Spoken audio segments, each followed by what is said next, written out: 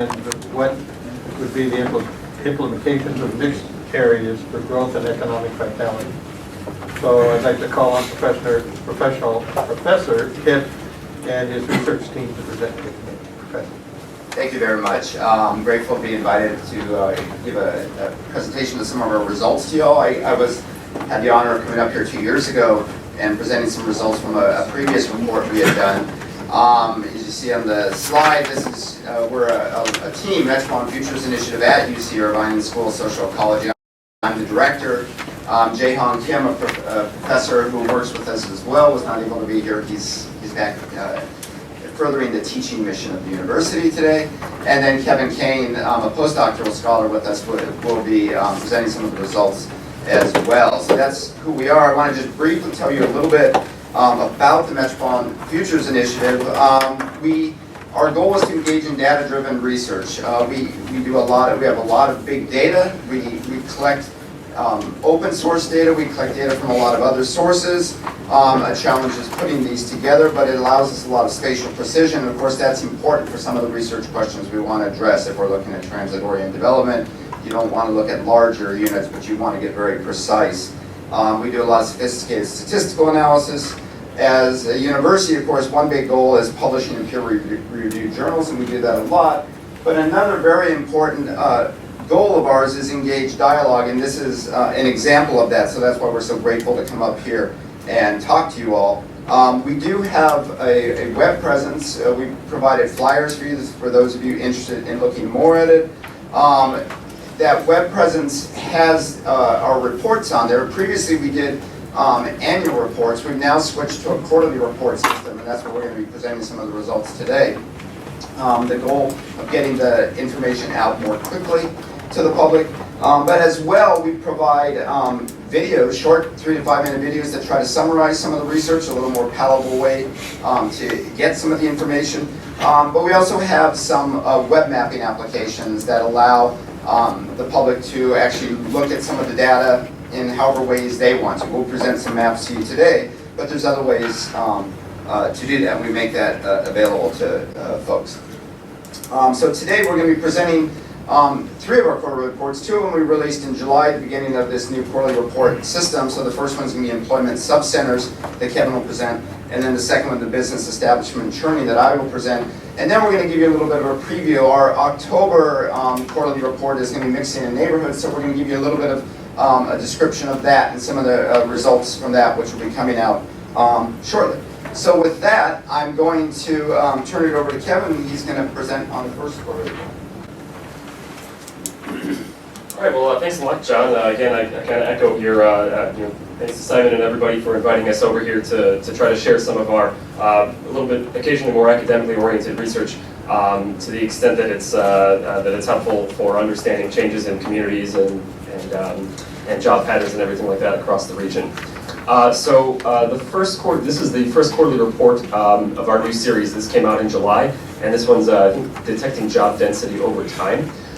Most of the research that's looked at job density is still really kind of fascinated with the notion of a monocentric city, where job density is the highest in a downtown area and kind of flattens out as you get to the farther edges of the region. This is a hypothetical example, obviously a ridiculous one, right, of Los Angeles as a monocentric city. This is what job density actually looked like in the Southern California region in 1997. And you can kind of see the emergence of some of these, what we call them subcenters of economic activity. This is employment density as of 2014. You can see most of these bars have gone up quite a bit. One of the shortcomings of a lot of the previous thinking and a lot of the previous work on looking at centers of job activity has actually been data, in fact. They've used census tracts, traffic analysis zones, things like that. But we were able to get our hands on, unfortunately, a commercial database from a company called Reference USA of business establishments themselves across actually the whole country since 1997. And this is just a really quick example of some of the business establishments you might find in these data. Here's actually another fairly interesting look at it. This overlays these business establishments over SCAG's 2012 land use coverage. You can see in the pale yellow color represents single family housing.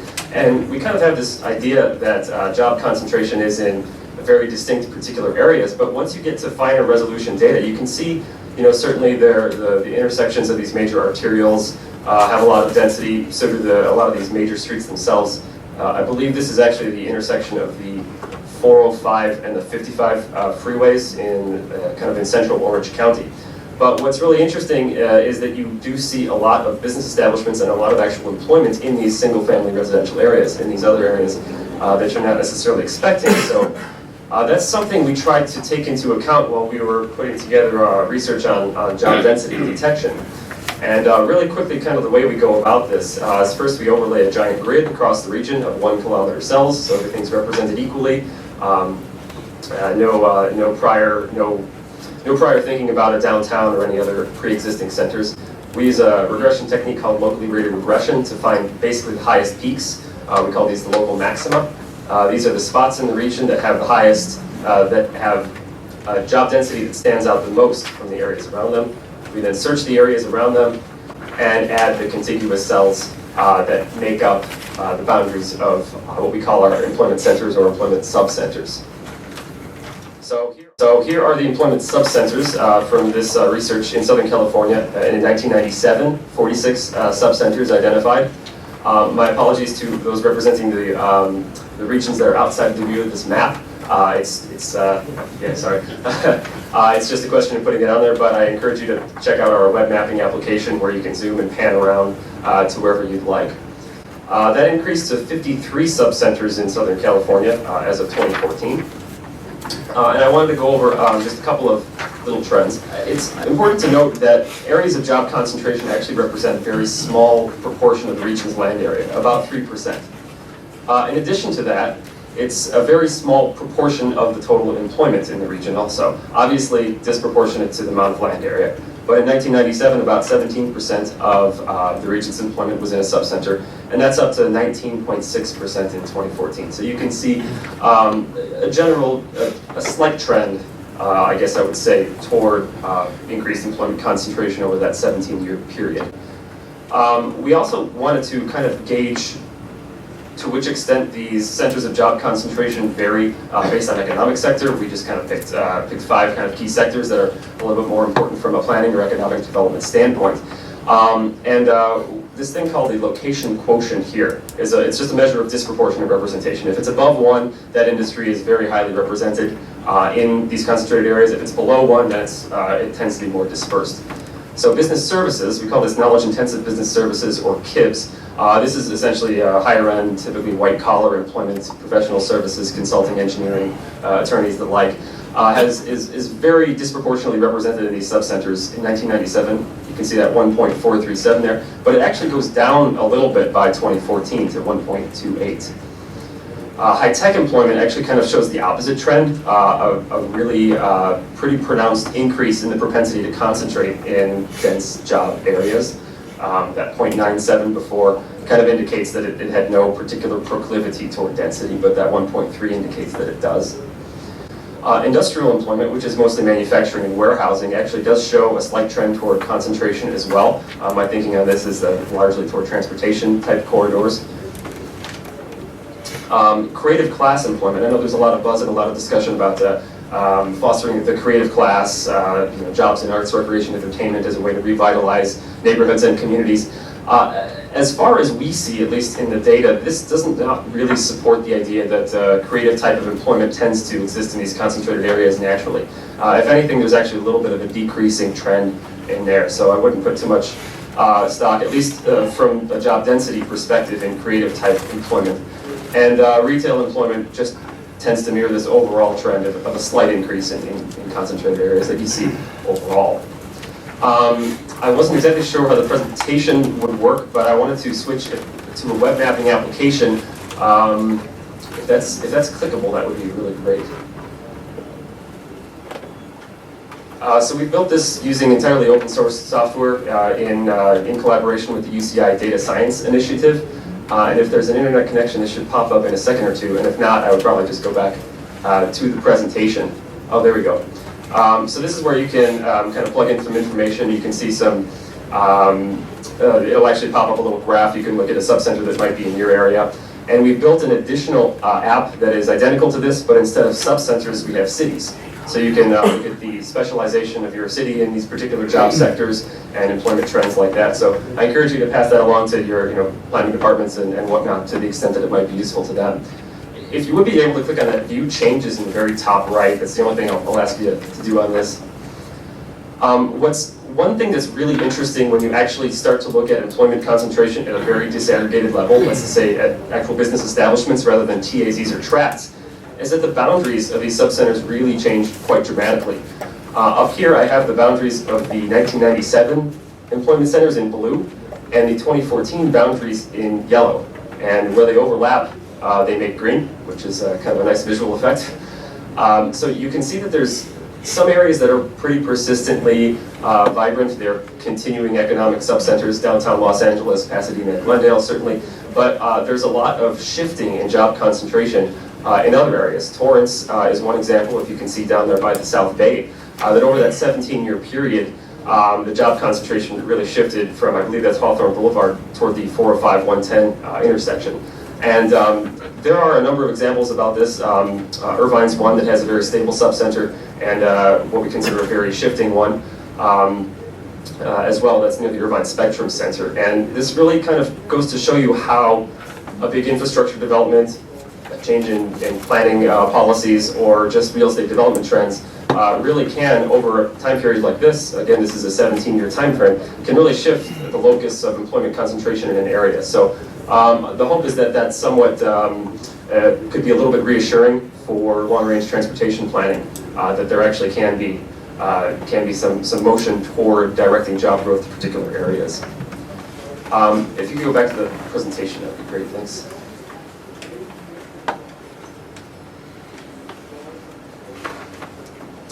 Thank you.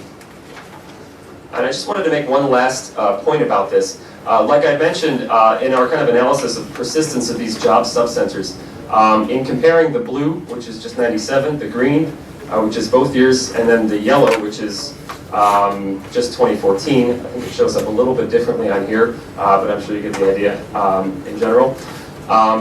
Statistically comparing the proximity of these things toward fixed infrastructure, toward downtown, towards freeways, airports, the coast, and rail lines.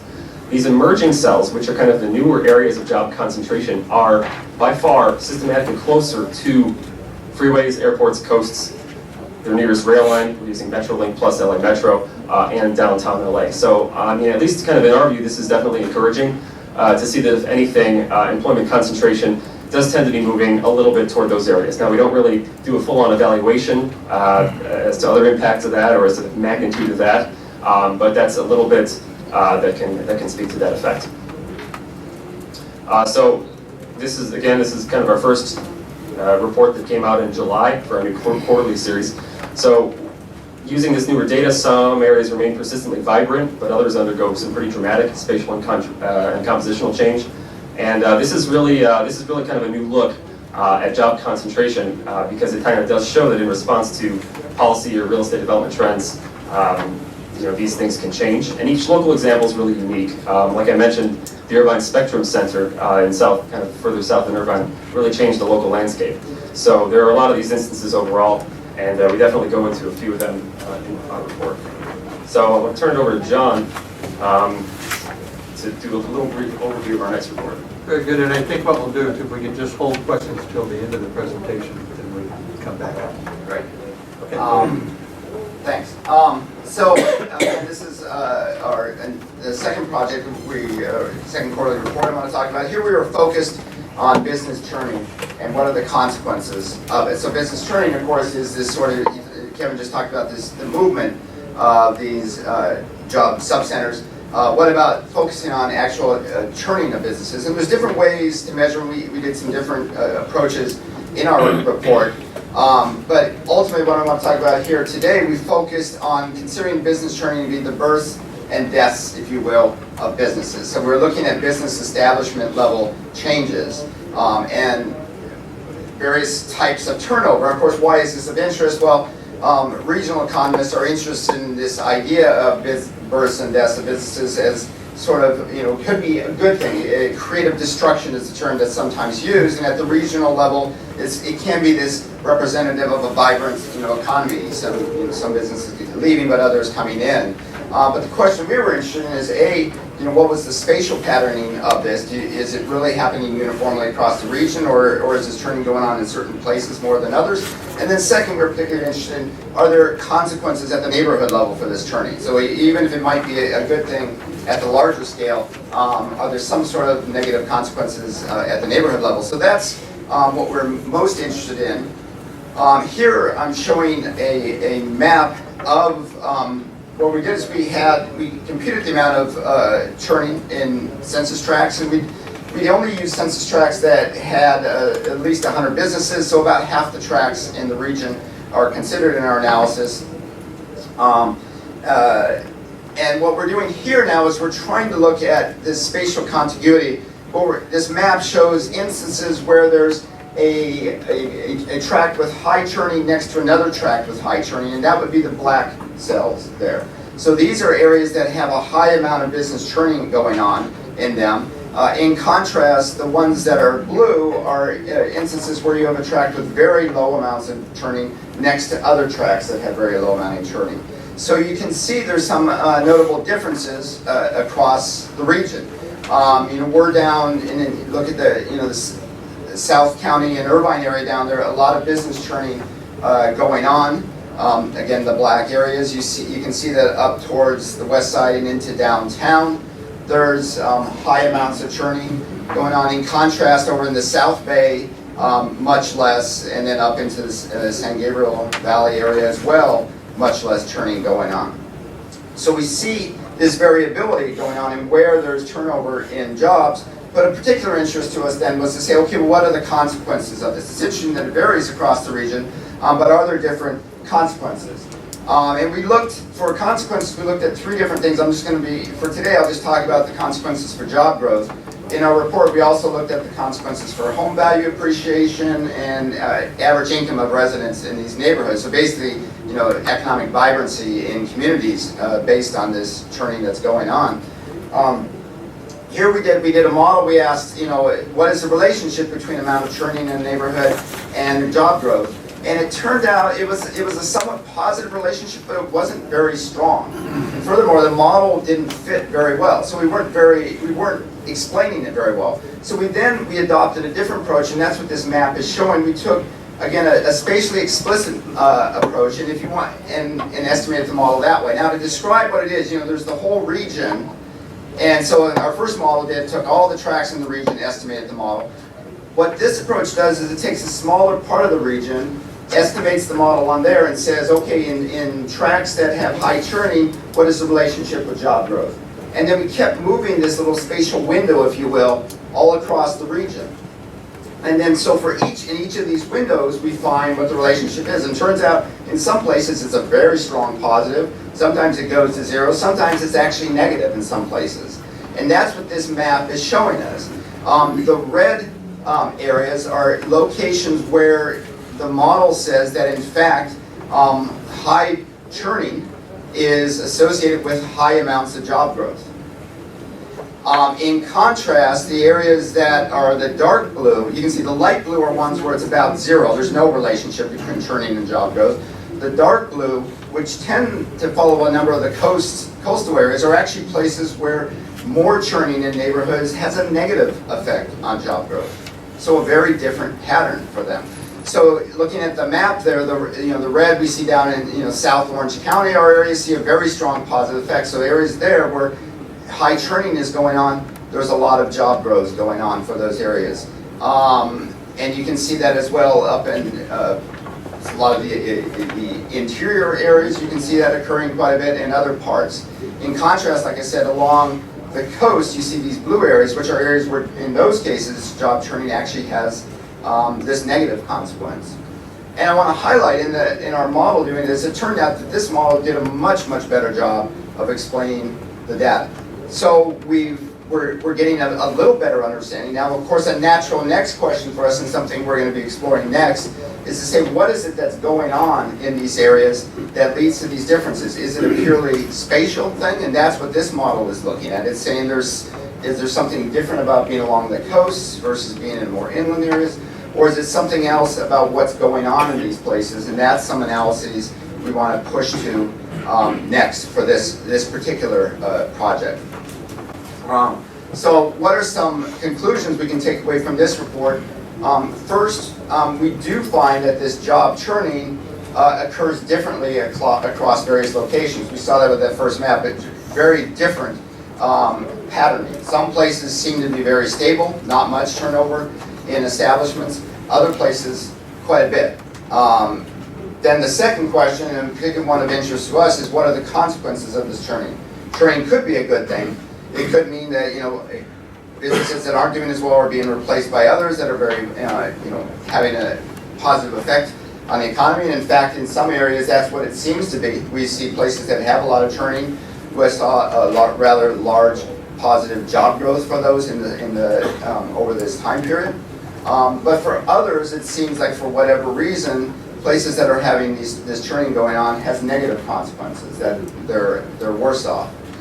So for future work, as we mentioned there, one of the things we want to do is explore, what explains these differences across these locations, as I mentioned. Is it purely a spatial thing, or is there something going on either at the government level or in some other ways that is explaining why we see these different patterns?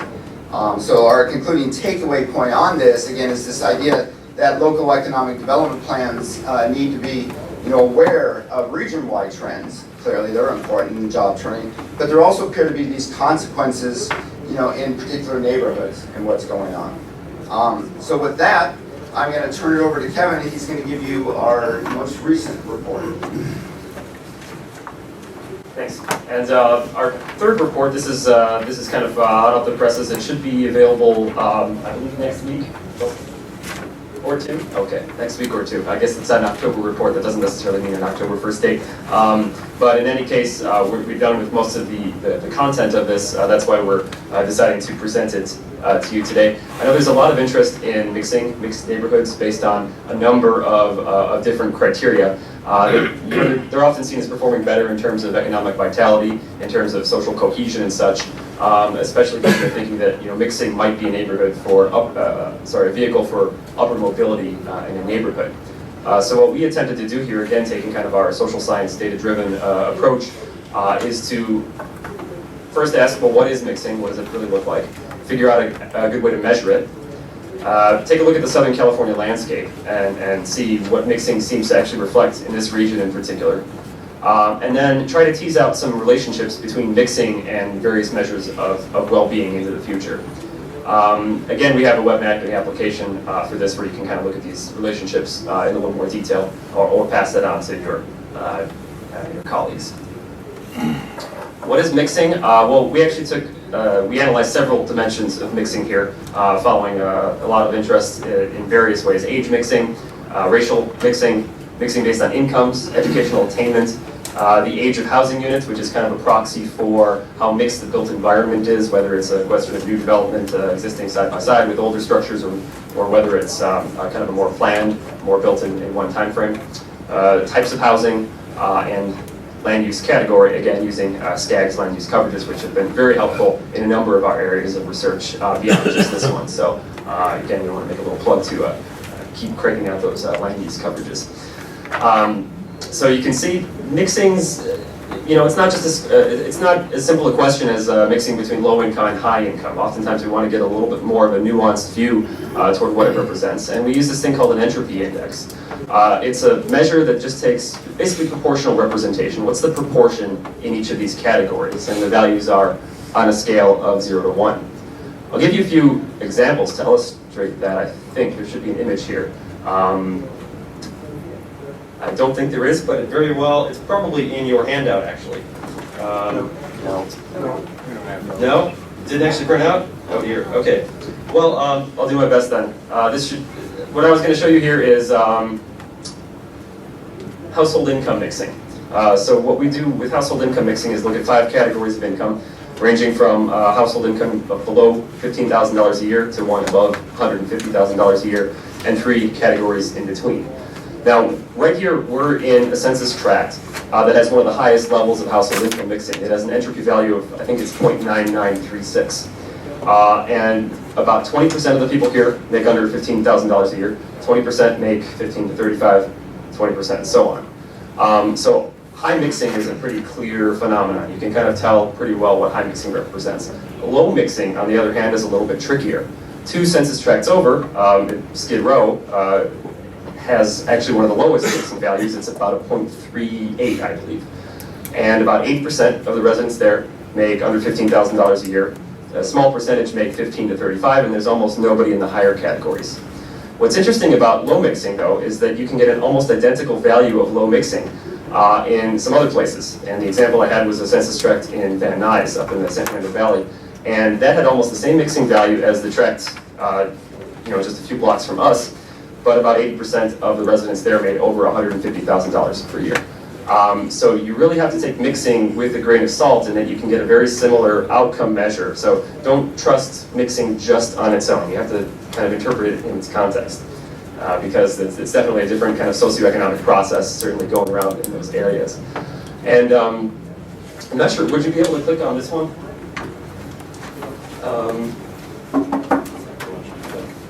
If you click on that, it'll probably take about 15 seconds to load, but I can kind of go into some of the details here. What we wanted to show with this map is kind of just what mixing looks like, and we use these clusters of census tracts that John had already been talking about to identify kind of these high hotspots of mixing and these low hotspots of mixing.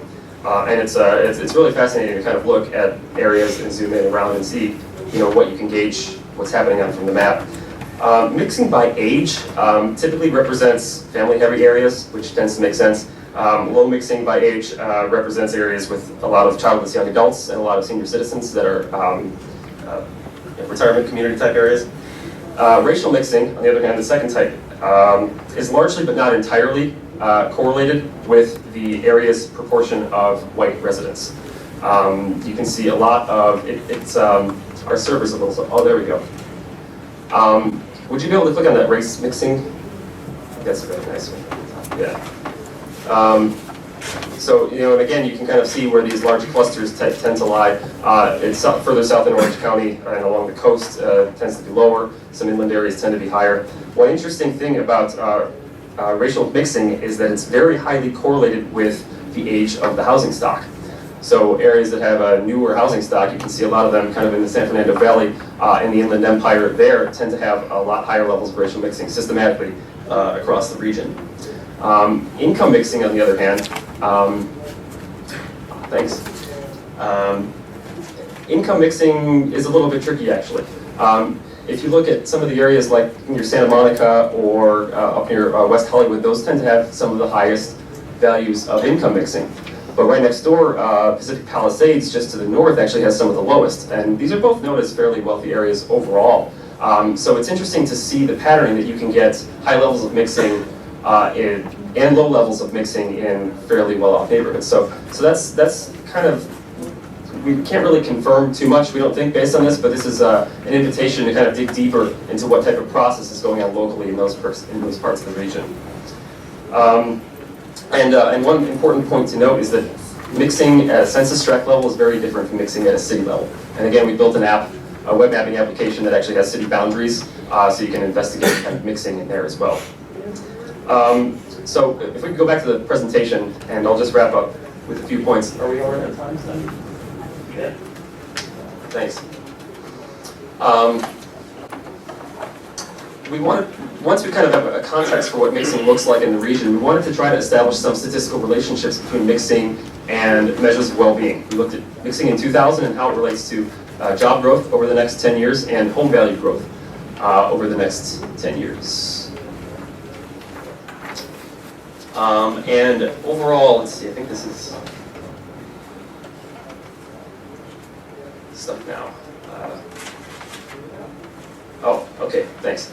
I can click one more, please. Thank you. There are some weak positive associations, but this is a very similar situation to what John was describing earlier, where you don't see a lot of very strong overall relationships, but when you look at these, look at kind of moving windows, you can see a lot more clearly what's going on. Now, John, when he was talking about business churning, he said we looked at these kind of spatial moving windows across the region. So does the relationship between, say, mixing and job growth is it particular to various parts of the region? What we did here is we use this machine learning technique called kernel regularized least squares. It's not terribly important what the name of it is, but to tease out how other socioeconomic factors, rather than just the spatial component, can mitigate the effects of mixing. And we've got just a few kind of results from this to share with you. If you could click one more, please. So areas that have a mix of older and newer homes tend to experience job growth. Well, in which context? Well, these mixed housing age communities tend to perform best on job growth when there's a blend of renters and homeowners, when the neighborhood has a lot of jobs to begin with, and when the neighborhood is more mixed racially. On the bottom right, I think your slides might be just a little bit different. We tried to make this a little bit more user-friendly, but on the bottom right you can see the highest point of that kind of curved line is actually when the home ownership rate is about 35 or 40%. So if you're looking at a community that has fully home owners, having mixed housing age does not really impact, it actually is a negative on job growth overall. So kind of the take home from some of this is that you really have to understand some of the other components of the context. The next, please. Next. The next kind of set of insights we're able to get from this is to understand when is racial mixing associated with home value growth. Well, racial mixing is associated with home value growth in areas that have lower incomes, in areas that have higher unemployment, when more residents are foreign born, and when population density is higher. In other words, racial mixing's effect tends to be a lot more positive in kind of more central neighborhoods, denser, older neighborhoods that are more in socioeconomic transition than in higher income or more established ones. So the overall effect of racial mixing on home value growth is basically zero region-wide. But when you parse it based on these other characteristics, you see a really big split. And the final, and just a couple of additional associations here, if you go to the next one, please, are between mixing and home value growth. So again, we see this effect whereby kind of a mix of owners and renters has a positive effect on where. Sorry, these are a little bit convoluted to explain from time to time, so I tried to parse it down. But my apologies here. A neighborhood with a mix of old and new homes appreciates more in value when you have kind of a mid-level between owners and renters. And a final kind of take-home is that in areas with stable populations, land use mixing is beneficial. So mixing between commercial, industrial, open space, etc. What are the take-home messages from some of this? Mixing along several dimensions varies by scale. Keep in mind, neighborhood scale is very different from the city level scale. Mixing alone has fairly modest effects on neighborhood dynamism, but a lot of these effects are mitigated by other, what we call them, ingredients in the neighborhood. So again, we encourage you, or your colleagues to kind of take a look and see what's happening in your neighborhood. And we have just a couple of final concluding thoughts for our series of reports on the next slide. You can advance all of them. Nice. So that's it. So again, kind of recapping the employment subcenters talk, there's a big distinction between areas that are kind of persistently vibrant and those that undergo a lot of boundary change. There's also a lot of boundary change, so to speak, in terms of job churning. And finally, the effects of neighborhood mixing are really contingent on other characteristics of the neighborhood. So thanks again from both of us for the opportunity to present our work here to you guys. And if we have any time for questions, I think we have a couple minutes. We have a couple minutes for a couple of quick questions. So.